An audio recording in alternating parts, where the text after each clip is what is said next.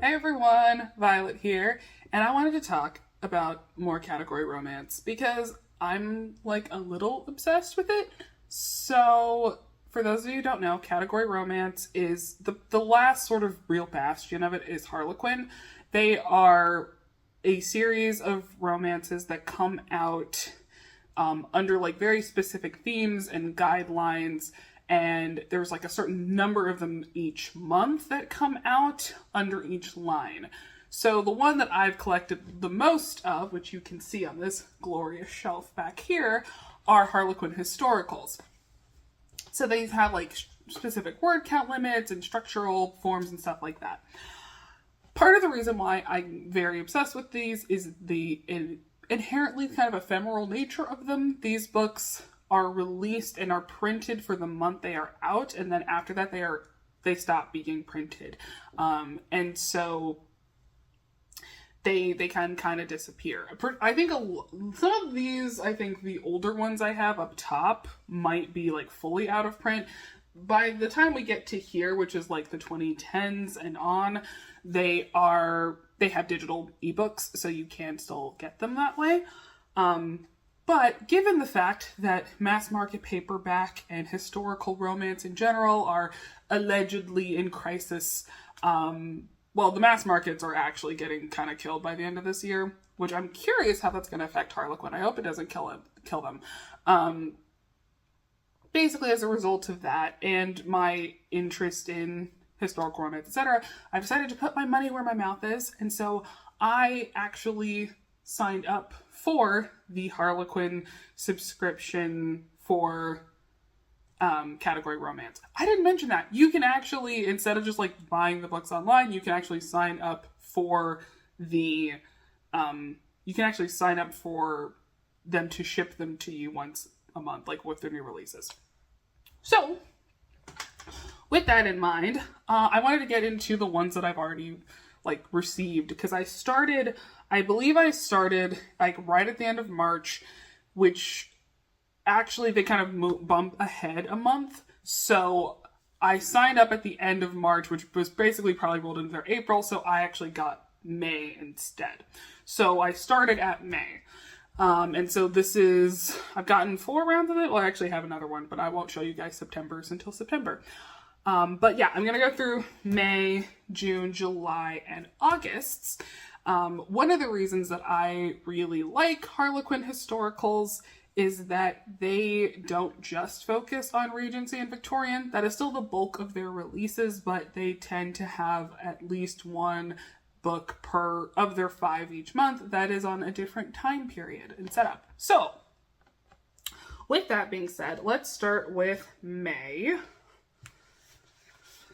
So, we'll start with the Regencies for them. So we have their Second Chance Season by Ella Matthews.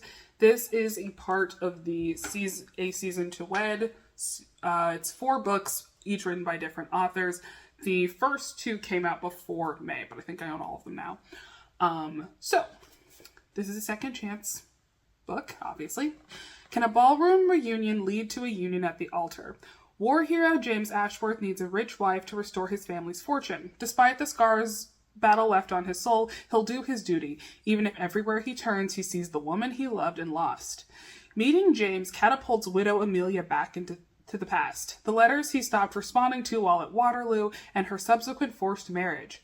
Yet, when she discovers her father's role in the Ashworths' misfortune, she's compelled to help, even if she has no intention of falling for the man who broke her heart. This kind of sounds a little persuasion-y, which is very exciting. And we have Compromised into Marrying the Duke by Lucy Ashford. Her first love betrayed her, now they must marry. Once Anthony had been Marianne's brother's best friend, incredible, and the man she'd secretly dreamed of marrying. Then he betrayed her by wedding someone else for money. Anthony had to bail out his debt-ridden father with his unwanted marriage. Now he's the Duke of Cleveland and back in the town after his wife's passing. Once he sees captivating Marianne again, an unexpected attraction stirs. When she's upset by a broken engagement, he tries to comfort her, but ends up compromising them both. Is Anthony really willing to have a second convenient marriage, this time to save Marianne's reputation? Wow, she packed the tropes in on this one. My goodness, we got brother's best friend, like failed marriage, compromise into marriage, just all the things. Hit all the beats on this one. This is a very pretty cover. I like the colors on this one a lot. And now we've got Taming of the Countess by Michelle Willingham. I also really like this cover. Michelle Willingham wrote one of my favorite books from earlier this year, which is Her Warrior's Redemption. It's a medieval. So she bounces back and forth in between medieval and Regency. No gentleman can tempt her except the one who got away. Rejected by the man she thought she'd marry, Evangeline Sinclair won't be fooled again. Instead, she's cultivating her reputation as an indomitable shrew. When James, the new Earl of Penford, left Evie, it was because he knew he couldn't give her the life she deserved. Now, returning after a traumatic experience abroad, he's even less the man she needs. But when Evie's defiance lands her in trouble with the law, the only way to protect her is marriage, if he can tame the stubborn miss into being his countess. Okay, this one sounds fun. And also clearly, like, Taming of the Shrew inspired a little bit. Okay, now we've got... Oh, that one was Victorian, I'm sorry. This one is also Victorian. This is Romancing His Convenient Viscountess by Maggie Weston. Okay. Lessons in love from her convenient husband. When Willa finds herself hounded by her late husband's debt collectors, she must enter a marriage of convenience with her childhood best friend Leo or face destitution. Leo's relieved to escape the matchmaking mamas, though his new bride seems determined to rebel against society, riding in breeches through Hyde Park, wearing red in her mourning period, and generally shocking everyone.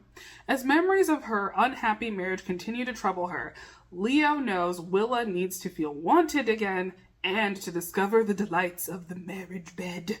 So this is part of the Widows of West End. This is the second book in the series. I'm not sure when One Night with the Duchess came out. I think that was maybe last year. And finally, our interesting new one. We've got one that's set in Louis XIV, and it is Marriage Bargain with the Comte. I love this cover so much. It's so beautiful. It's so gorgeous. From first kiss to husband and wife.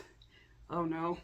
Dieudonné, the Comte de Montreux, steps in when he catches a disreputable suitor trying to ruin his friend, heiress Evenna, only to accidentally compromise her himself, forcing them to wed. Ain't that just the way? Dieudonné might be the man who occupies Evenna's thoughts, but he's not the well-connected nobleman she needs to help her ailing father. And now, as they head to the altar, their friendship is in jeopardy too. Could her convenient husband ever see her as more than a burden? And could their bond become something even more thrilling? I believe this is the first of the Proposals in Paris story. Yes, it is. Series. So I assume there's going to be a couple more of these set in Louis XV time. Yeah, this is a time period that we don't really get to see in historicals much, which is very exciting to have this one. Okay, so now we're on to June.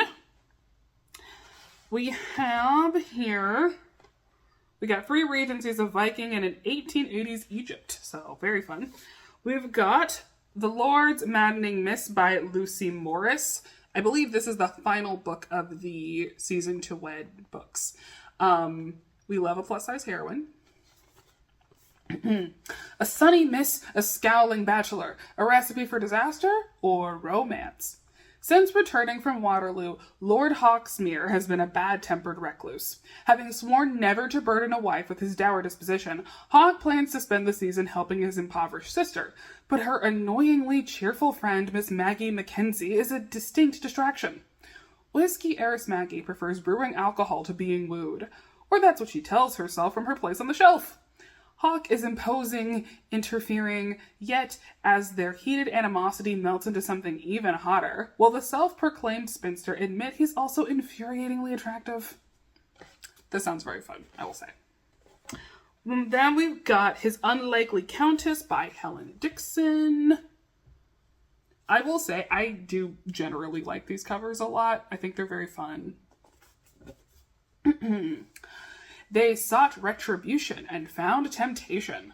Left penniless by her father's untimely death, Joanna Somerville sets out to steal back the emerald necklace he gambled away. But she's not the only masquerading highwayman intending to rob the coach that night.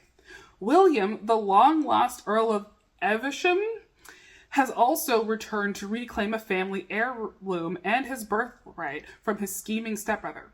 United against their common enemy, William matches wits with the bold and captivating Joanna, but he never expects their connection to go beyond revenge and lead to a scandalous affair with the most unlikely Countess. Okay, so this sounds really fun. We do love thieves in arms together. Yeah, very exciting. And finally, we've got in Regency for this one, we have How to Tempt an Earl by Bronwyn Scott. I don't love this cover, if I'm honest. It ain't my favorite, but that's okay. From notorious rake to unexpected protector, Kieran Parkhurst has been awarded the title of Earl from the Crown, blood money for the loss of his brother. Keen to avenge him, Kieran meets with a mysterious informant, promising valuable information, bringing him face to face with captivating Celeste Sharpton, the ward of his enemy. Celeste is risking her life to help Kieran, so for her protection they go to his country estate.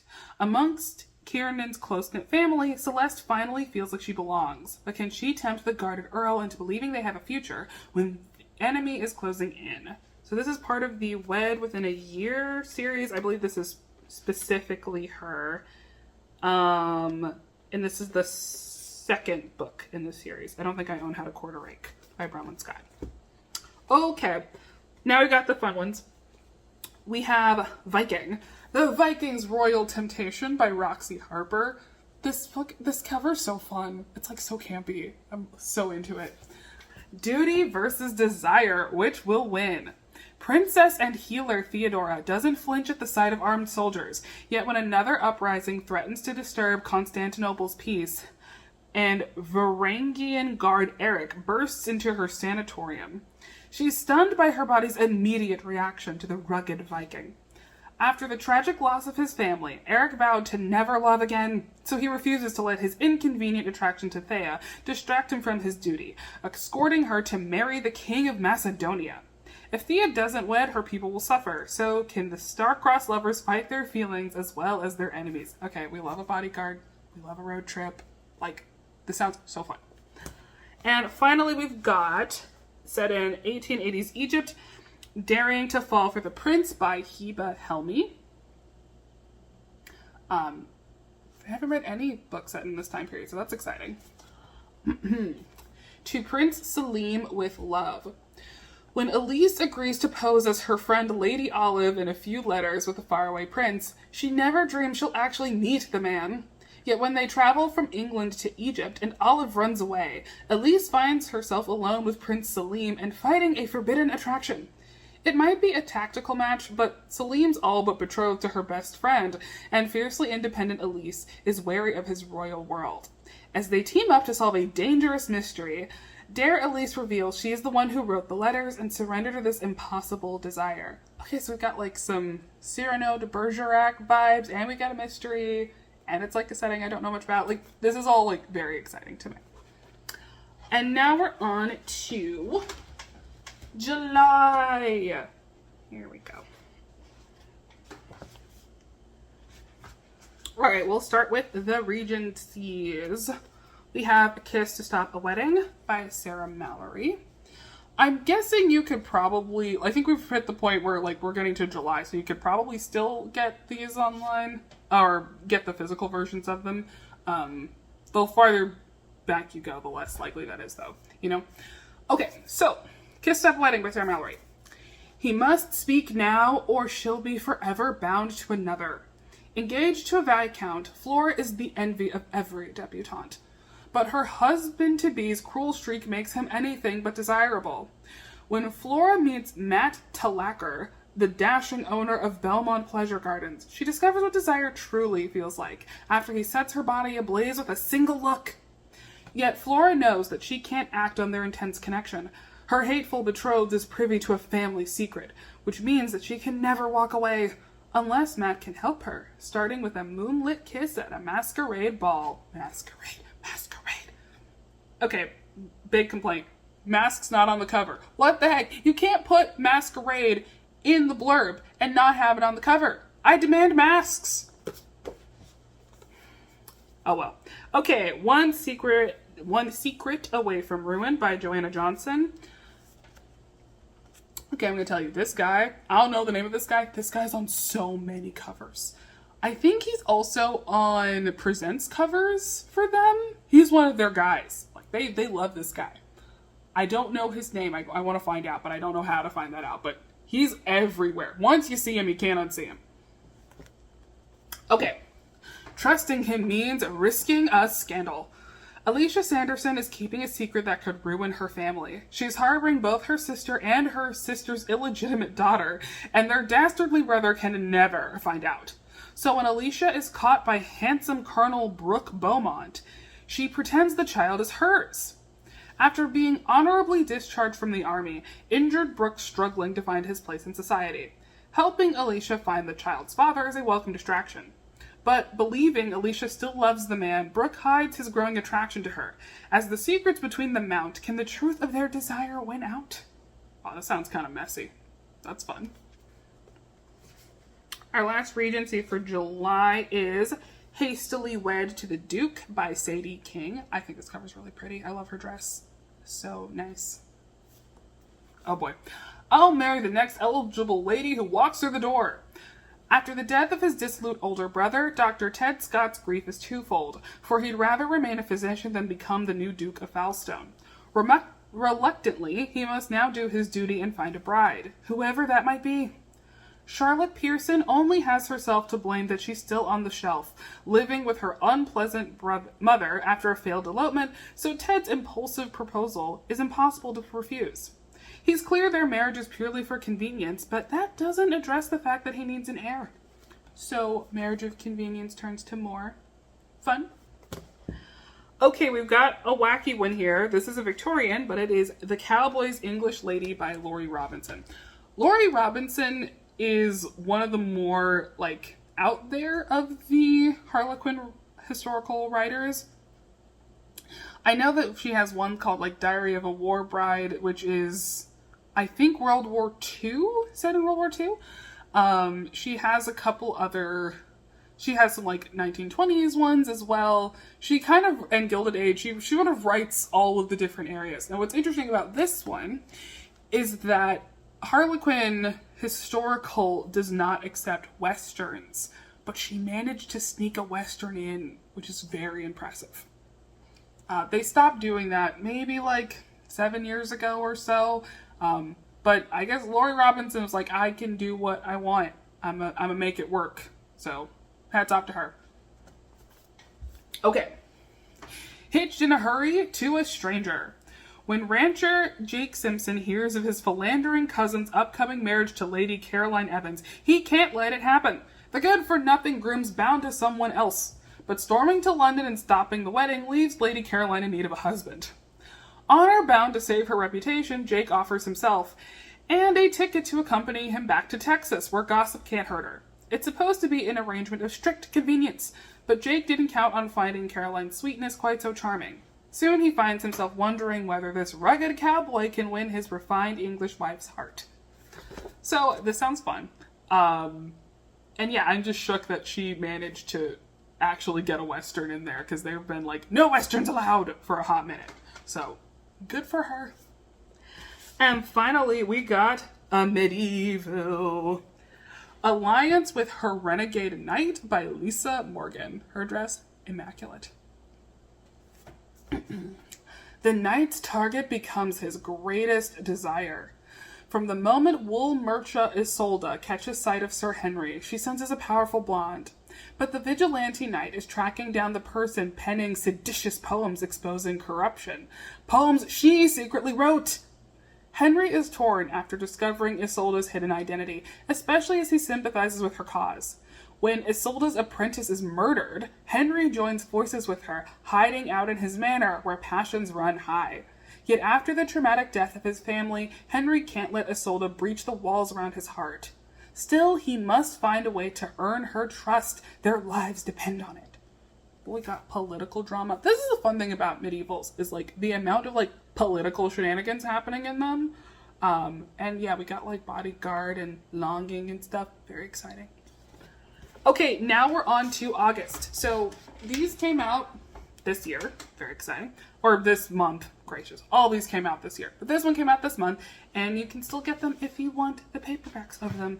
And I think a lot of these are very fun. I'd say this is the most like kind of out there of the group so far. So actually I'm going to start with the Victorian on this one. A Marriage to Scandalize the Earl by Eva Shepherd. Okay. Too scandalous to wed the Earl. To save money, Lucy is to be married off before the season even starts. So she arranges one clandestine night of fun, disguised as a maid, resulting in a thrilling kiss from a handsome gentleman. Sebastian Kingsley, Earl of Rothwell, believes his family is cursed by scandalous women. So he's arranged a respectable marriage with the vicar's daughter, Lucinda Everhart. Only, when she arrives at his estate, he gets a shudder of deja vu. Lucinda is the vivacious maid from the gambling den. How can he marry her now? I don't know, this feels like a problem that resolves itself. You already think she's hot, bro. I think it's fine. Okay, now we're going to go to Regency. We have To Wed a Devilish Duke by Christine Merrill. There is a Christy Caldwell series that this looks like to me. I don't know. If I can think of it, I'll put it over here. Okay. A duel brings ruin to the debutante's door. Portia Braddock must find a wealthy husband after her late father leaves her with a mountain of debts. But her reputation is destroyed when she unwittingly becomes the center of a duel between two devilish dukes. Now the only way to secure her future and silence the gossips is to wed one of them. Julian Parrish, Duke of Septon, accepts her demand. A marriage in name only will allow him to continue his rebellious Raquel ways. Except soon, their insatiable attraction throws the convenience of their marriage into jeopardy. So this is part of the Wicked Dukes series. And I think this is the first one of them. The other one might be the other guy in the duels story. Oh, I didn't say that this one, Marriage to Scandalize the Earl, this is part of the Rakes, Rebels, and Rogues. And I think this is the third and final book in the series. The first was A Wager to Win the Debutante, and the second was A Widow to Defy the Duke. So yeah, this is the third and final book in that series. Okay, we've got Becoming His Blue Stocking Countess by Samantha Hastings. This is a Regency with a plus-sized heroine. How to Woo a Countess in 50 Questions. Lady Rebecca Stringham is stunned when a beautiful man falls from his horse and practically into her lap. The notorious Earl's reputation precedes him, so their instant bond must remain secret from her overprotective family. Phineas has never danced to anyone else's tune before, yet he's entranced by Becca's intelligence and wit, not to mention her curves. Could 50 courtship questions be enough to unravel her inner world? With each answer Becca gives, his feelings for her only deepen, but can he trust her with his secrets and ask her the most important question of all? The questions is an interesting structure note, I will say. That's fun. Okay, now we're on to, like, the fun ones. So yes, this is a Regency, but it's Sapphic, baby! Woo! So this is The Fortune Hunter's Guide to Love by Emma Claire Sunday. I have read the first one of this series, which is called The Duke's... Well, it's not a series. Her first book, which is called The Duke's Sister and I, and it's also a sapphic romance. I think this cover so pretty and so fun. Okay, so... How can Lady Sylvia save herself from financial ruin? Step 1. Move to the seaside for the summer, where there will be no shortage of wealthy bachelors holidaying. Step 2. Strike a deal with local farmer Hannah. If Hannah can help Sylvia bag a rich husband, Sylvia will fund Hannah's dream of opening a cheese shop. Step 3. Charm their way into luncheons, parties, and exclusive balls, but do not start to confuse friendship with romantic feelings for Hannah. Step 4. Focus on her fortune-hunting scheme, and do not let her heart get carried away by her unexpected and magical kiss with Hannah. This sounds utterly delightful. Like, I'm very excited about this one. Yeah, very fun. And finally, a Viking. The Warrior's Forbidden Viking Bride by Sarah Rhodey. She writes a lot of Viking or medieval books, I will say. A forbidden desire for his enemy captor. Mourning his wife and unborn child, Saxon warrior Rhys has found solace behind the walls of a monastery and become a priest in training. Then Viking shield maiden Olivia, blazing with righteous fury, attacks and takes Rhys captive. Okay. Rhys must resist the spark between him and his captor, for he's vowed to devote his life to the priesthood, and to her, he represents the enemy who killed her family. Forced to work together to protect their people, impetuous and fierce Olivia reignites his warrior instincts. Now Rhys has a choice: return to his duty or embrace a new future with Olivia by his side. This sounds really fun. I am into this.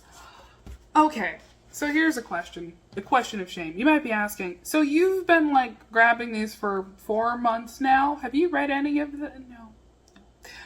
This is the problem with being a mood reader. Sometimes you don't really read the things that you're supposed to read on time. At all. But yeah, new in September, we're gonna like go through some of our backlog and figure out what from our backlog we're gonna read, and it'll be great. It'll be so great. But anyway, yeah, that was, so these 5, this one,